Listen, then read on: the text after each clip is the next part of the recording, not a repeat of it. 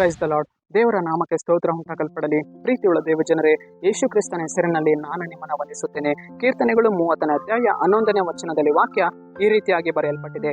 ಆಗ ನೀನು ನನ್ನ ಗೋಳಾಟವನ್ನು ತಪ್ಪಿಸಿ ಸಂತೋಷದಿಂದ ಕುಣಿದಾಡುವಂತೆ ಮಾಡಿದೆ.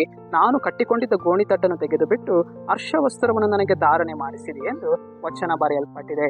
ಅಂದರೆ ಪ್ರೀತಿಯುಳ್ಳ ದೇವಜನರೇ, ಕರ್ತನು ನಮ್ಮ ಜೀವಿತಗಳಲ್ಲಿ ಇರುವಂತಹ ಗೋಳಾಟವನ್ನ ದೇವರು ಏನ್ ಮಾಡುವವರಾಗಿದ್ದಾರೆ, ತೆಗೆದಾಕುವವರಾಗಿದ್ದಾರೆ. ನಮ್ಮ ಜೀವಿತಗಳಲ್ಲಿ ಇರುವಂತಹ ಕಣ್ಣೀರಿನ ಒಂದು ಕಾರ್ಯಗಳನ್ನು ದೇವರು ತೆಗೆದಾಕಿ ಹರ್ಷ ವಸ್ತ್ರವನ್ನ ದೇವರು ನಮಗೇನ್ ಮಾಡುವವರಾಗಿದ್ದಾರೆ, ಕೊಂಡು ಬರುವವರಾಗಿದ್ದಾರೆ. ಪ್ರೀತಿಯುಳ್ಳ ದೇವಜನರೇ, ಯಾಕೋಬನು ಕಣ್ಣೀರನ್ನು ಸುರಿಸುವಾಗ ದೇವರು ಅವನನ್ನ ಸಂತೈಸಿದರು, ಅವನ ಕಣ್ಣೀರನ್ನು ಒರೆಸಿದರು. ಪ್ರೀತಿಯುಳ್ಳ ದೇವಜನರೇ, ಅದೇ ರೀತಿಯಾಗಿ ದಾವೀದನು ಕಣ್ಣೀರನ್ನು ಸುರಿಸುವಾಗ ಕರ್ತನು ಏನ್ ಮಾಡಿದರು, ಅವನ ಕಣ್ಣೀರನ್ನು ಒರೆಸಿ ಅವನಿಗೆ ಹರ್ಷ ವಸ್ತ್ರ ಧಾರಣೆನ ಮಾಡಿಸಿದರು.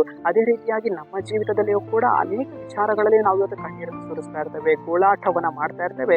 ಕರ್ತನು ಆ ಗೋಳಾಟವನ್ನ ನಮ್ಮ ಜೀವಿತಗಳಿಂದ ತೆಗೆದಾಕುವವರಾಗಿದ್ದಾರೆ. ನಮಗಿರುವಂತಹ ವ್ಯಸನಗಳನ್ನ ಕರ್ತನು ಏನ್ ಮಾಡುವವರಾಗಿದ್ದಾರೆ, ತೆಗೆದಾಕುವವರಾಗಿದ್ದಾರೆ. ನಮಗಿರುವಂತಹ ಕಣ್ಣೀರಿನ ಬಾಧೆಗಳನ್ನ ಕರ್ತನು ಏನ್ ಮಾಡುವವರಾಗಿದ್ದಾರೆ, ತೆಗೆದಾಕಿ ನಮ್ಮ ಜೀವಿತಗಳಲ್ಲಿ ಒಂದು ಸಂತೋಷವನ್ನ ಕೊಂಡು ಬರುವವರಾಗಿದ್ದಾರೆ. ನಮ್ಮ ಹೃದಯಗಳಲ್ಲಿ ಒಂದು ಆನಂದವನ್ನ ಕೊಂಡು ಬರುವವರಾಗಿದ್ದಾರೆ. ನಮ್ಮ ಕುಟುಂಬಗಳಲ್ಲಿ ಕರ್ತನು ಒಂದು ಸಮಾಧಾನದ ಜೀವಿತವನ್ನ ಕೊಂಡು ಬರುವವರಾಗಿದ್ದಾರೆ. ಆತನು ನಮಗೆ ಏನ್ ಮಾಡುವನಾಗಿದ್ದಾನೆ, ಹರ್ಷ ವಸ್ತ್ರವನ್ನ ದೇವರು ನಮಗೆ ಏನ್ ಮಾಡುವವರಾಗಿದ್ದಾರೆ, ಉಡಿಸುವವರಾಗಿದ್ದಾರೆ. ಪ್ರೀತಿಯುಳ್ಳ ದೇವಜನರೇ, ನಾವು ಅಂದುಕೊಳ್ತೇವೆ ನನ್ನ ಜೀವಿತ ಕಣ್ಣೀರಿನಲ್ಲೇ ಹೋಗುತ್ತದೆ ಎಂದು ಬಿಟ್ಟು ಅನೇಕ ವಾರ್ತೆ ನಾವು ನೆನೆಸ್ತೇವೆ. ಪ್ರೀತಿಯುಳ್ಳ ದೇವಜನರೇ, ಕರ್ತನು ಇಲ್ಲಿ ವಾಗ್ದಾನವನ್ನ ಮಾಡುವನಾಗಿದ್ದಾನೆ. ನಾನು ನಿನ್ನ ಕಣ್ಣೀರವನ್ನು ತೆಗೆದಾಕ್ತೇನೆ, ನಾನು ನಿನ್ನ ಗೋಳಾಟವನ್ನು ತಪ್ಪಿಸ್ತೇನೆ ಎಂದು ದೇವರು ಇಲ್ಲಿ ಹೇಳುವವರಾಗಿದ್ದಾರೆ. ಸರಿ, ನಾವು ಪ್ರಾರ್ಥಿಸೋಣ. ಅಪ್ಪ, ನಿಮಗೆ ಸ್ತೋತ್ರ.